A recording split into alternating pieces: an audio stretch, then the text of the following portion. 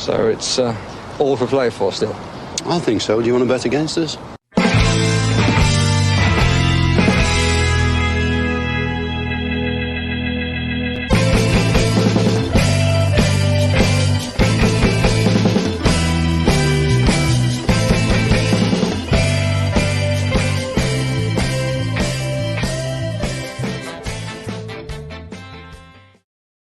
Good night, I suppose, Aston Villa fans, and welcome to For the Love of Paul McGrath podcast.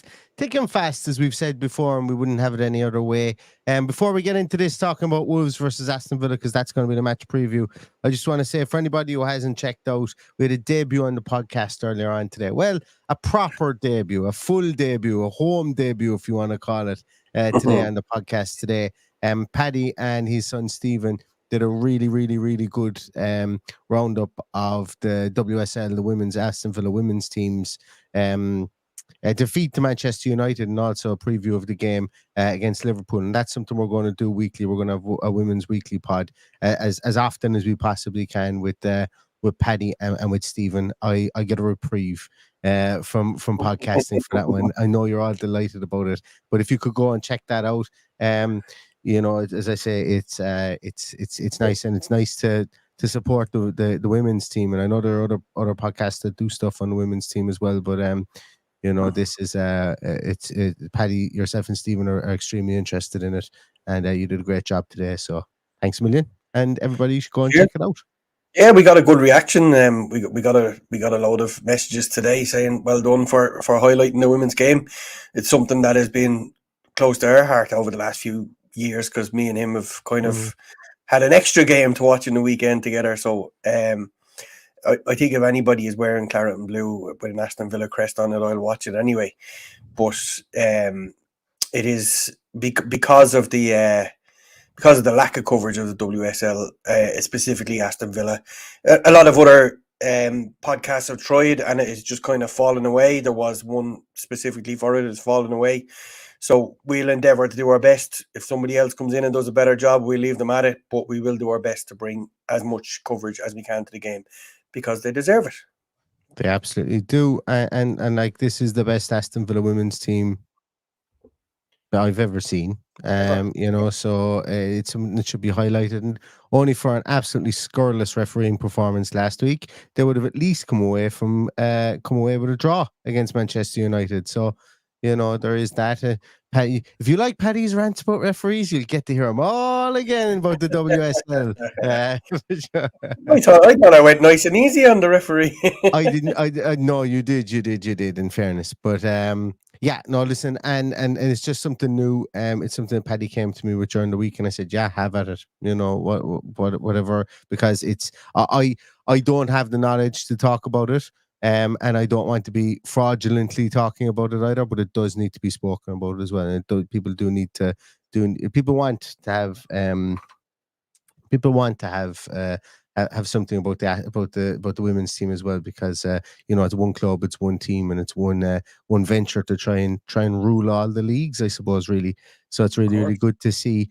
And with our men's team as well, Paddy, before we get into the Wolves preview, we had big news today. A new 5-year signing, Ollie Watkins, Pendy's deal. I know a lot of people were worried that maybe he wouldn't sign. There was talks about Arsenal, you know, his boyhood team. Ollie Watkins came up with some really good quotes today as well after signing that contract. You know, it was nice stuff. It was like, we're just getting started, or what's happening here is just getting started. And I'm sure he's looking at the fact he's got 44 goals and he's 30 goals behind Gabby Agbonlahor. And if he has another 3 good years getting into double figures, well, then there's a way to make yourself a club legend. But good news, Paddy, stable news, I think, for Aston Villa, and I suppose it's good to get it done now as opposed to maybe eking on towards Christmas and afterwards. Absolutely. It's important to get your business done before anyone sniffs around the transfer window, because once the transfer window comes on the horizon, there's all sorts of let's just say stories floated from one source or another, none of which are usually true, and then something happens and you end up losing a very important player. But the one thing I take out of today it's a statement of intent as well, that we're playing with the big boys. It wasn't a case of, okay, well, if you want to go to Arsenal, we'll sell you in January. No, we want to tie you down. What can we agree on? Let's get a 5-year contract in place. And I'd like to think that it will only take 2 years for him to beat Gabriel Bonnahor. I'd like to think he'll do it this year, Paddy. Wouldn't that be magic? I think you're finally put to bed the Watkins chat that goes on from time to time. And look, I know people can be you sometimes you can be right and you can come away from a game going, Jesus, he should have finished that shot and everything, or that chance. But look, at the end of the day, he's getting the business done for Aston Villa, and we have nobody else like him that can score goals to the level that he does. And we got to keep our good players, because I put out a tweet recently, Paddy, that highlighted the value for money that man was in comparison to other players in the league, and how difficult it is to score 20 goals a season. But I firmly believe he can get to 20 goals a season, maybe not regularly, but 15 goals a season. If you have a 15 goal a season striker, that's really good in the Premier League, and most teams get right. It is. Yeah, because a lot of people don't get to that kind of numbers. There's two people that should be remembered in this. Number one, Unai Emery has made him the player he is. He's made him more accomplished. He's made him less streaky. He's simplified his game by making him play straight through the middle and not get involved in any of the build-up play. In general, that has happened, and he's done very, very well under Unai Emery.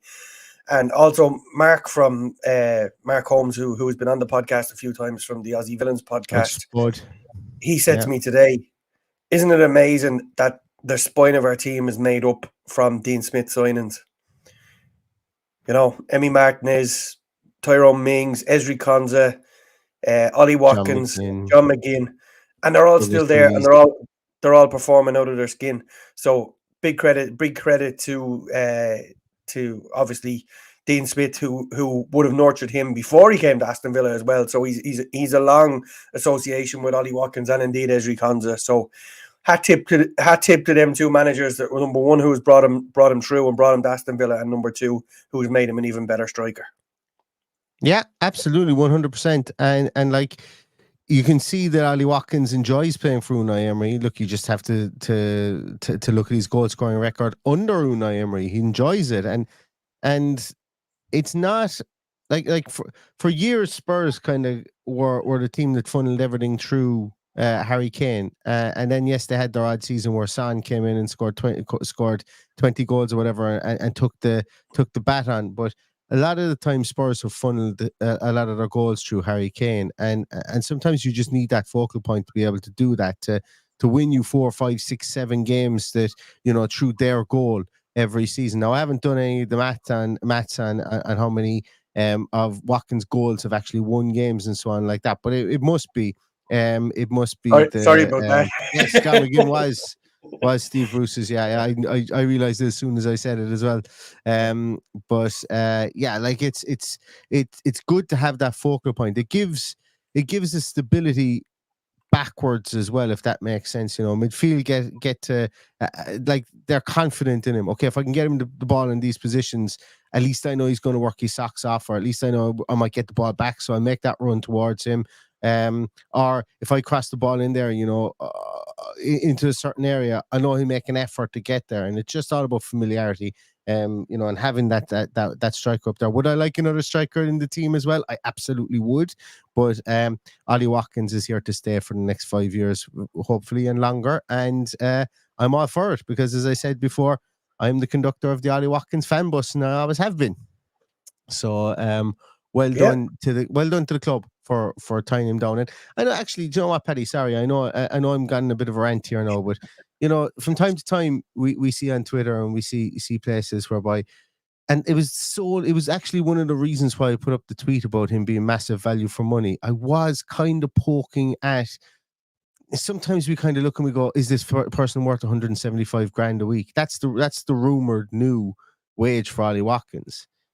And when you're paying Luca Dean, who's a left back, 100 and whatever odd, and when you're playing Philippe Coutinho, Ollie Watkins absolutely is worth that money. Absolutely is worth that money, And at the end of the day, the club can afford to pay him that money. So I'm not too worried about it. I'm not too worried about the numbers. I'm not too worried about things like that because he's a proven entity. He's a double-digit scorer in the Premier League, and Yeah. they're hard to come by. They're hard to come Exactly. by, Well, specifically when they're that's the English. exact thing. A lot of teams were paying off a lot of money. You look at what Chelsea have played for the likes of Mudryk, Jackson, those kind of players who are probably not going to hit double figures. It's not looking likely they're going to hit double figures anyway. And even Hoyland at Man United, not likely to hit double figures. Might come good in the end, but we'll see.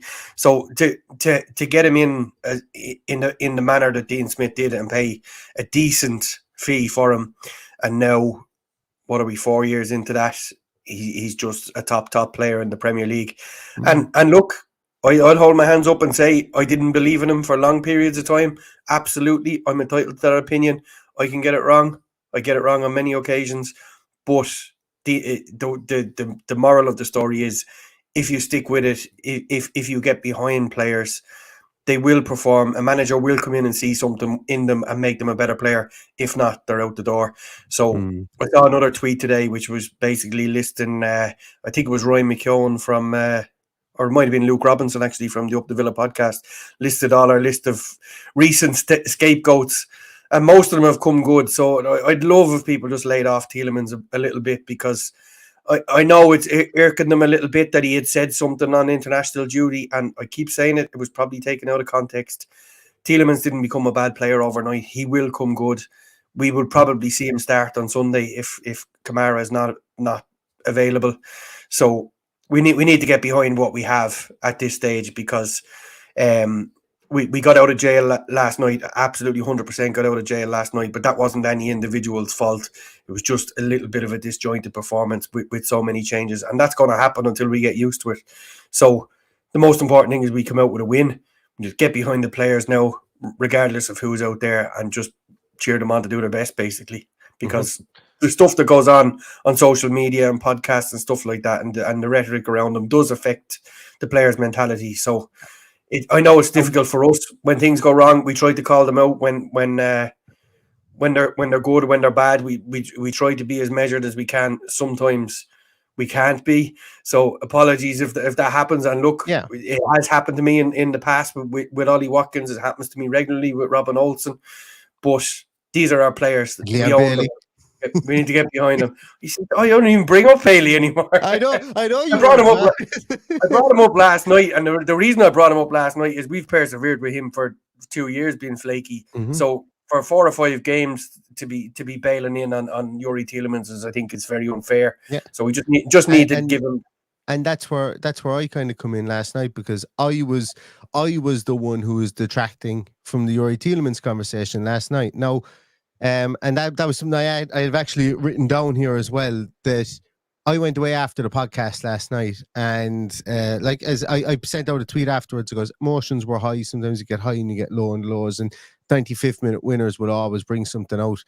And I actually watched the second half again, and it was because you said to me about his positioning, and I went, actually, yeah, his positioning was quite good. And I went and I watched it again, and his second half was actually quite a good second half. First half, a lot of misplaced passes. I sent you a couple of statistics about him today. There was AVFC Scout, who's actually brilliant on Twitter, guys, sent a couple of statistics, but there was a couple of key context pieces missing, whereby you only had an 81% pass completion rate, you'd only had 30% progressive pass rate, and you'd only one forward progressive carry.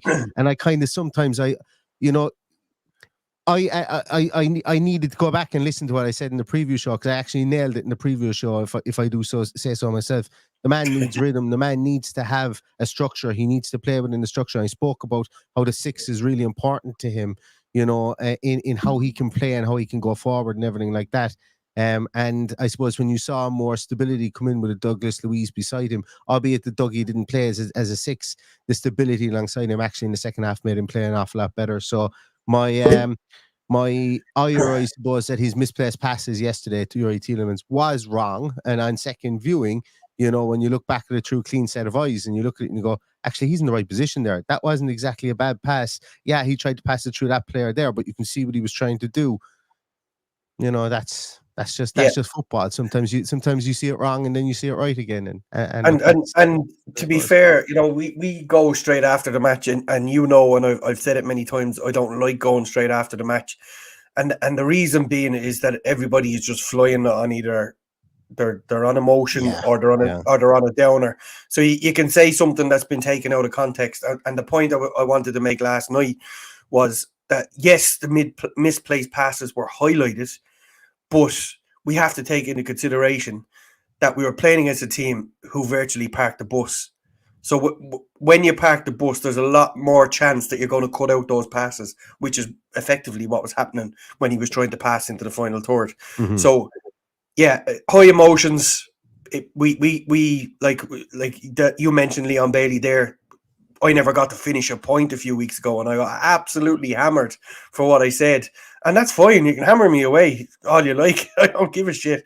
But I just wanted to make the point that you just need to be just to bear with it a little bit and not go all in straight after games. I know it's hard to do, but I feel what we do after the game is important because regardless of who we're playing, if it's live on the telly, we don't get the respect we deserve. If we're playing one of the greedy six and we beat them, the commentary is all about how bad they were today instead of how good we were. So I'd like to think that what we do is important, and the people that come in and say, it's great to hear Villa content straight after the match when they're not getting it or they're looking at ads on TNT. So we're just providing the service, but it won't always be perfect. We will make mistakes. And I did come on last night and say I loved Leon Bailey playing off the left. I absolutely I much preferred him. Yeah, I much preferred him playing off the left too. Yeah. 16 minutes again. For anybody who comes looking for a match preview, just expect it to be about 15 minutes in before we get to it. I think for the Zrinski one, we actually did it first, and then we spoke about the pieces afterwards. Yeah, but we had important news today, and we were only after playing last night. So. We had important news, and we are only after playing last night, as well. And I think the public service announcement that we just did there is important too as well. But moving on towards Wolves, Paddy. Obviously not a happy playground for us there in Molineux. It's just not. Just actually a scurrilous plug for what we did in our live podcast. It's being released next week. Our podcast during the international break. For any of you, I'd say I must have had about 100 people reach out to me looking to see when it's going to be on YouTube. Next week, we will be putting up some teasers first, and then we'll be releasing the first one probably on Wednesday night around 9:30, and it will be the segment with Max and Simon from Villa on tour, which was quite good. So we've cut up into 3 different segments because it would be too long. So that's coming out, and they actually reference trips to Wolves and how diabolical they've been. So watch out for that next week. But Paddy, have you ever been to Molineux, or have you been to Molineux recently? I suppose since Villa have been. I have, funnily enough, never seen Villa play at Molineux. I have been there a few times. I think the last time I was there, I was actually playing, but that's a story for another day. But I went to a couple of games there. One game in particular was the day before Santa Claus came in and hit the stand in Villa Park in 1998. I went to see our up and coming rising star of Robbie Keane playing for Wolves the day before, because in those days you booked a full trip, a full weekend, because you went to England on a boat because it was the only economically way to do it. So having the Saturday free when Villa were on against Arsenal on the Sunday, I went to the Jack Ireland stand, as it was called at the time, which I thought was pretty cool coming from Ireland. But so Robbie Keane scored a hat-trick that day. I honestly can't remember who they were playing. Not that it matters, but it's a strange kind of setup. The stand is kind of curved on that side that we were sitting on. It's just a strange place to watch football. Now, I know there's been many changes over the years since I was last there, but it never seems to fall on a decent time for me to go to Wolves away. Same in Notts Forest away. The 2 games that I really want to get to. Haven't been in Notts Forest in about 20 years as well, so I'd like to go and see what the atmosphere is like there, but not going to get to it this year either. So it is what it is, but it's there's a long-winded answer for you if there was ever one. But look, it's a short distance for our fans, which is not too bad. It's the closest away day that we have now, and I'm expecting a good game. I'm expecting a tight game. They're well set up at home. They have been a little bit loose away from home, but they are well set up at home, and I'm expecting a tough one. Yeah, the funny thing about them is, and I'm open to correction on this, but when I've watched them, I haven't seen too many differences from Gary O'Neill coming into when Lopetegui was there, from the point of view of, just the structure. Lopetegui is known as a brilliant manager to get a team structured, to get to get a team playing to the system like Unai Emery is. Lopetegui has obviously been an international manager as well, that you need to be able to play to structure and international management, and he's managed at the top level with big clubs. But Gary O'Neill hasn't, and Gary O'Neill has come in and has really done a good job in carrying on from what Lopetegui did previously. They're most likely going to go with the three at the back again. And I suppose that does make it a small bit easier when you've got the likes of Kilman and Dawson in there. Dawson obviously being the old horse for the long road. Kilman in there, who was linked with like a £35 million move to Napoli. If I'm not mistaken, Kilman was the guy who came from futsal.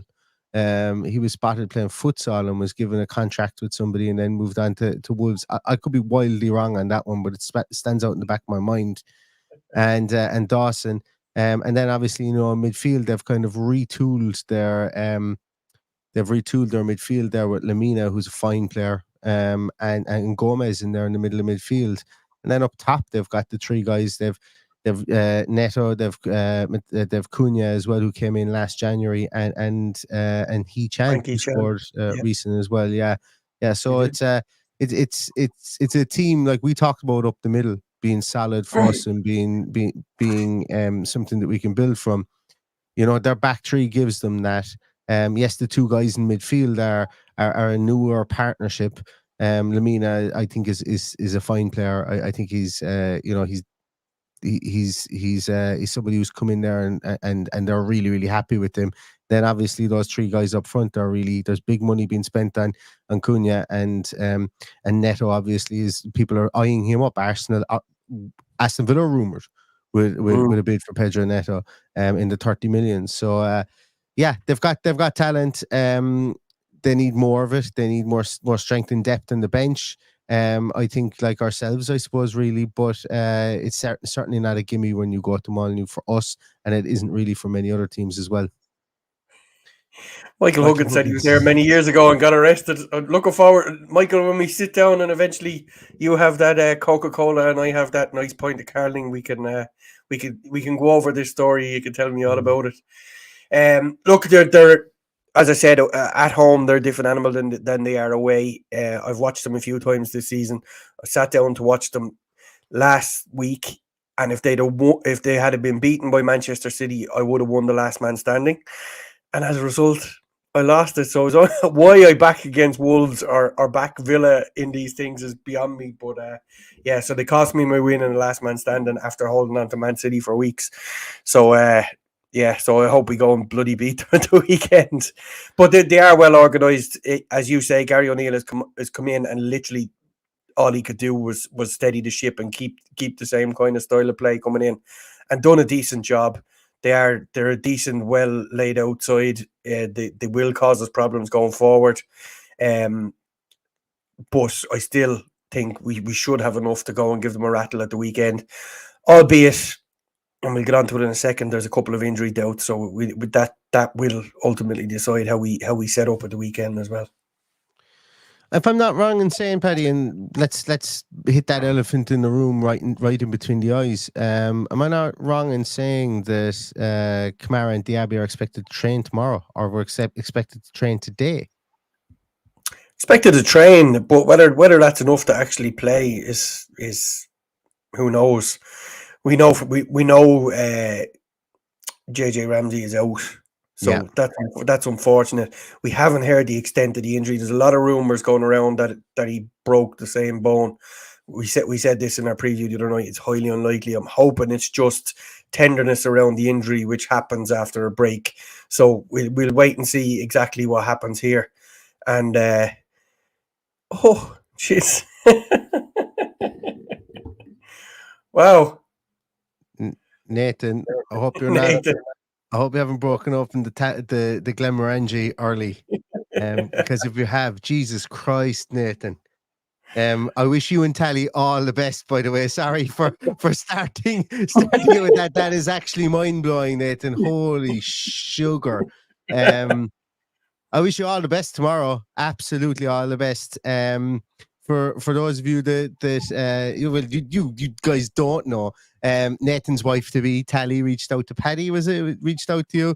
Before we'd even got t-shirts going.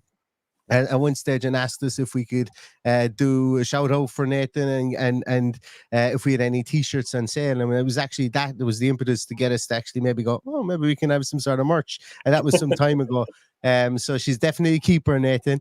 If she watches this podcast, she's definitely a keeper, eh? But no, Jesus, I'm actually put a pin in this one, guys. I'm stuck for words. I really am. That is incredible. Yowzers. It should be us that's giving you a wedding present. Giving us a wedding present. That is wow, that's brilliant. That is absolutely class. And you know what? I'm so delighted. Tally regularly would send me a message on social media and or send me a picture of Nathan looking at the two of us on the telly or something like that.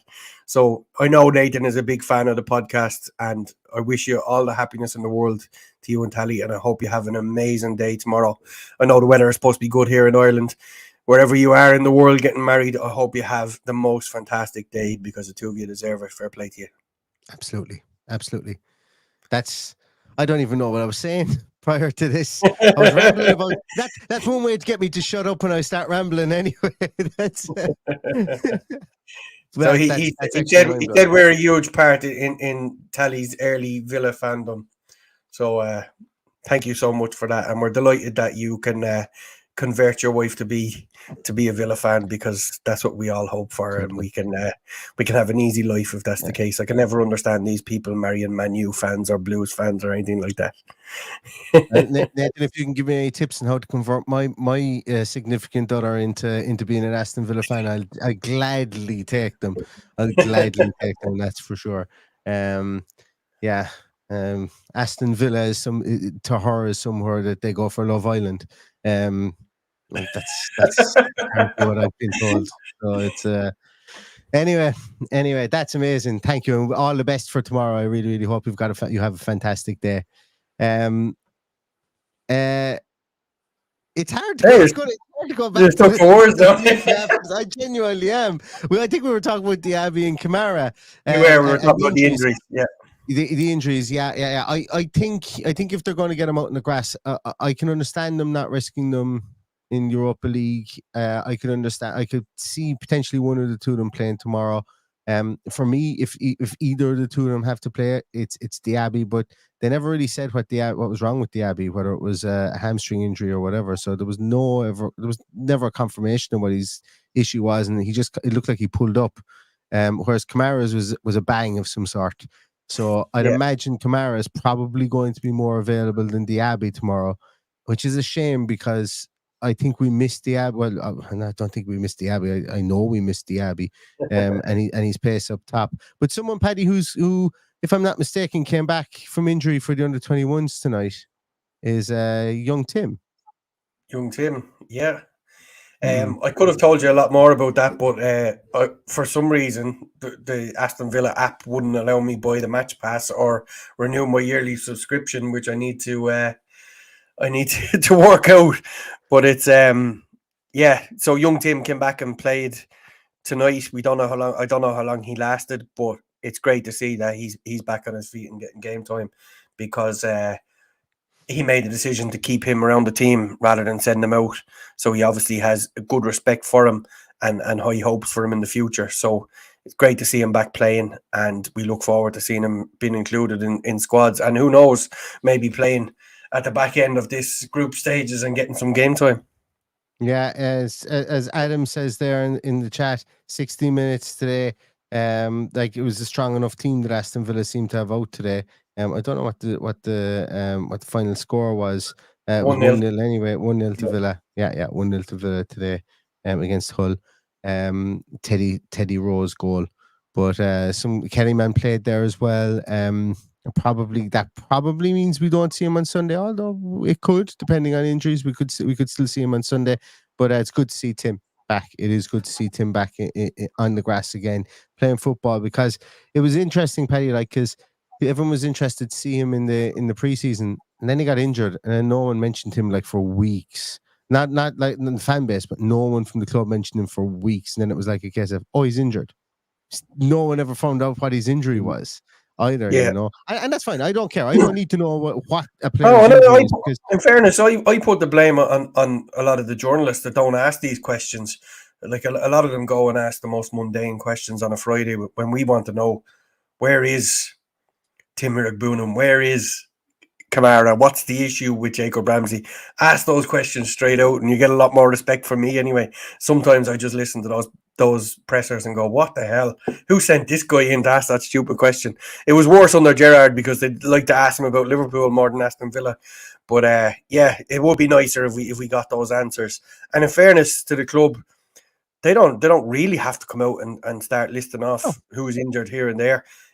Why show your hand as well, which is understandable, but us as fans always want to know what's happening. And we've stopped the social media post saying X player is due back, X player is still out. I like that. Fans love that, and then it was just pulled. If you've noticed, it's not happened this season. So look, well, I think for that reason, I think that's the reason. It's showing your hand to the opposition, so they know who's available and who's not available. When someone is definitely out, he says they're definitely out. In fairness, there's no mind games with him that he's saying someone is definitely out and they play at the weekend. So he is being totally upfront and honest with us on those ones. Yeah, I suppose so. Yeah, it makes sense. But look, hey, we were winning games at the end of last season. We were telegraphing who was in and who was out as well. So, I suppose I don't know whether it makes that much of a difference. But I suppose the closer you can keep your cards to your chest, the easier it is, I suppose, to not get found out, because that is always the danger, that after you have this, you catch lightning in a bottle at the end of last season, and even for me, when I like to think I'm an optimistic fan, I look at it from glass half full all the time. There is always this little nag in the back of my mind that kind of goes, I hope we don't get found out. I hope we don't get found out. But when we've got Unai Emery, you always have to think that you're that one step ahead of whoever's trying to catch you. Specifically, I suppose in our position within the league at the moment, obviously the top 4 or 5 are ahead of us, but we have a puncher's chance against any of those teams on any given day, and on any given day we have a chance to get completely knocked out, like we saw against Newcastle and Liverpool. And that's all about growing strategies and so on. So the closer you can keep things to your chest, I suppose, the better, for sure. Paddy, do you expect to see any other kind of and it's hard to talk about it because we probably have 2 injury concerns, but do you expect to see any other kind of changes, I suppose, from the team that went out against Brighton, other than Diaby and Kamara? No, I'm not expecting anything major to happen. Like I obviously think they'll play a 4 at the back and be regimental with that, given the threat that those 3 boys have like, and even Wanky Chan has scored a few goals this season where he's been poor enough. His finishing has been poor enough since he arrived at Wolves, but he is actually scoring goals now, so we need to be careful of it. So I would imagine it will revert back to Konza and Torres, Dina and Cash, and I suppose the bigger questions need to be asked is, does he run with Kamara, or does he give him the 2 weeks to recover? So we'll have to see come Sunday if he makes that decision. I'd be less inclined to run with Diaby. I'd be absolutely fine if they left him out for these 2 weeks. Hasn't been picked by the French squad, thinking that might have something got to do with the injury as well. Maybe they're not saying as much as it was. So if it is a hamstring tweak or something like that, which he seemed to pull up with some kind of pull, so we could expect that to be a 2-week injury. So if it's going into an international break and we can have him back with a full weeks of training coming into the next game after the international break, I'd be more than happy to let him see out this weekend.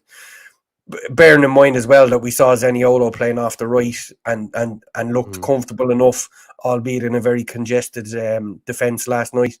So Sarko was saying it's a back injury he has. So fair enough. If that's the case, he did pull up with some kind of muscle injury as is what we were told. So if it is a back injury, you know what, maybe let him have the 2 weeks, which ultimately become 3 weeks before he plays again. So it might be the right thing to do. Well, here you go. Here's my prediction for Sunday, and it's not a score prediction or anything like that, but it's I think if Kamara is not good to go, we definitely see three at the back with Carlos in between Kanza and Torres. I think 100% we see that, because what that does is it allows us to play two more roving two more roving central midfielders, because we don't need that six to drop if our two fullbacks go forward. It gives us that more impetus, and it takes the need to have the defined six role, as I've been calling it.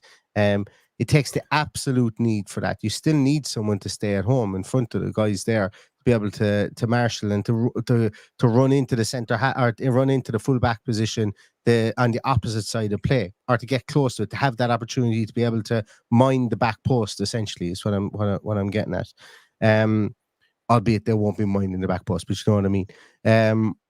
So I think you do need that. But if Kamara isn't good to go, I think it's 100% Diego Carlos, Kanza and Torres in there. And I think based on Matty Cash's absolutely hair on fire, brilliant performance, like watching it back again, that man was absolutely brilliant last night. The effort he gave when he came on for 45 minutes, it was like somebody was holding a gun to his head from the sideline, the way he just bombed up and down that right hand side. I think it's because he likes playing further forward. Why wouldn't you? You know, when you're given that freedom. But if we can unleash him again, you know, at the weekend, all more power to him, and more power to Unai Emery. And the more I think about it, the more I think that's what's going to be the setup, regardless of Kamara. But if Kamara is in there, we might still see it. But definitely without him, I think that's going to be the setup, 100%, to give us that protection back there. Possibility. Mark makes a good point here. Can Carlos last a full 90 minutes? He did look tired at the end of last night, so asking him to play 90 minutes in 3 days might be a push, or in 4 days, sorry. So look, we'll see what's happening with Kamara first before we worry about that. But a very good shout to you know, with that, the fact that Kamara does fill in that third centre half role out of possession. I think what you're saying is very close to the mark. So I said I wouldn't give a prediction, but I will. I'm going to give a prediction. I'm going to go Aston Villa 2, Wolves 1 at the weekend, and I think that Ollie Watkins is going to continue his scoring form in the Premier League. Whether it's 1 or 2, I'm not quite sure yet. Temptation is there to say Zaniolo's going to break his duck, but I think everybody has said that since he started, haven't they? Yeah. But somebody's going to be right at some stage. You know, somebody's going to be right at some stage. So because I think he will score. Like, in fairness, he's had some absolutely unbelievable shots that have brought brilliant saves from goalkeepers. So one of those is going to fly in at some stage, and we're all going to celebrate it like it was the best goal we've ever seen. But I'm going to go with 2-1 for Aston Villa in this, and I know you don't give your prediction until the team sheet tantrum. And with that, I suppose it is good to remind everybody we will be back with a team sheet tantrum on Sunday at 10 minutes to 1 UK and Irish time, and we will be I'm really looking forward to this Wolves game, because it's going to be 2 weeks until we have Aston Villa again afterwards. So let's leave it all in the tank, leave it all in the field in Molyneux and get that win to bring us to 18 points. 18 points, Paddy. There was times we were getting to Christmas and we weren't even on 18 points, for Jesus' sake. Exactly. Yeah, the times they are changing, Neil. It's great to be in this position, and look, you always say you don't tell people how to be a fan. Football is our release. I understand people get annoyed at the little things that are going on around the park and off the pitch. Just get behind the team on the pitch, because what's happening on the pitch is magical. Don't let what's going on off the pitch overshadow that. We know that everybody's hurting to some extent with the stuff either in your pocket or your match day routine is being upset. But at the end of the day, if the team is doing well, we'll find somewhere else to go and have our fun before and after the game. But when we stand in our seat or stand at our seat or sit in our seat, if we get behind the team, but the way we're playing at the moment, anything is possible. So if we keep the positivity coming to the team on the pitch, I truly believe we could be in a really, really good place after Christmas when we add to this team, and who knows what that might bring. Exactly. And as a podcast, we are going to try and be more positive, more rational, and more measured. Look, we're going to slip. Don't get us wrong. There's going to be times we're going to come on and go, burn the house down, and that's fine. That's all about part of being a fan. But in the main, we do try and stay away from hyperbole, and we're going to try even more, I suppose, as the year goes on, because it's fun watching Aston Villa again. And sometimes the temptation, even for me, is to have a moan for the sake of having a moan. And that's not conducive to the argument a lot of the time. So, and look, as I said, it is your release. It is the time of the week where you let go, and these things will happen. I've done this from time to time, but I'm going to give the comment of the week to Soupy Mark. By the 80th minute last night, my sphincter was twitching like a rabbit's nose. I love you, Soupy. Never changed, man. Never changed. I love it. And I think that sums up exactly how everybody was feeling after 80 minutes last night.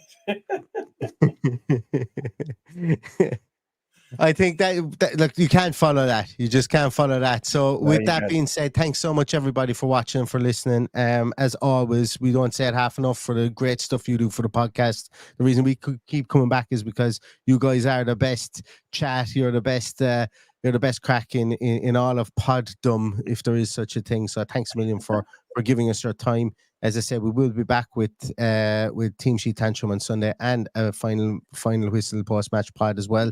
And then into next week, keep an eye on social media as well, because we're really proud of what we put out in the live podcast. I know not everybody could be there, and we hope you guys enjoy it, albeit the fact that at times I forget to talk into the microphone. But you can still hear me, so don't worry, you can still hear me. Because I speak loud enough at the best of times anyway. And once again, a huge congratulations to Nathan and Tally getting married tomorrow. Exactly. For you guys, and best wishes from all of us. 100%. Absolutely. I reiterate my best wishes to you guys as well, to Nathan and Tally. And thank you so much for today. Absolutely. All right, that's going to do it, everybody. As I said, back again Sunday. Until then, everybody, go to bed, sleep tight, stay safe, stay healthy, and all that's left to say is up the Villa. Up the Villa.